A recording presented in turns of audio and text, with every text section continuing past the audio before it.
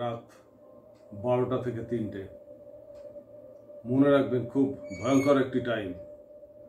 অনেকেই এই টাইমে ঘুম ভেঙে যায় বিভিন্ন কারণে। হয়তো আপনি শুনতে পাচ্ছেন আপনার বাড়ির বাইরে কুকুর ডাকছে ভীষণ, অথবা বিড়াল ডাকছে ঘন ঘন, অথবা নিশাচর পাখি ঝটফট করছে। আপনার কৌতূহল হলো, ঘুম ভেঙে বেরিয়ে আসলেন দেখবার জন্য কি হচ্ছে। এটা করবেন না, কখনো করবেন না একা একা।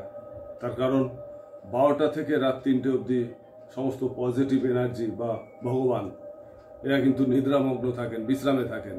আর এই সময় রাজত্ব হয় নেগেটিভ এনার্জি। আপনি বেরোলে আপনাকে তারা নজর করবে এবং আপনি কিন্তু তাদের রাডারে পড়ে যাবেন। হয়তো ঘরে এসে আপনি শুয়ে পড়লেন, ঘুমিয়ে পড়লেন, তারপর থেকে ধীরে ধীরে আপনি কিন্তু অন্য একটা দুনিয়ায় চলে যাবেন। ডাক্তার দেখাবেন, ডাক্তার কোনো জবাব দিতে পারবে না। খুব সাবধান।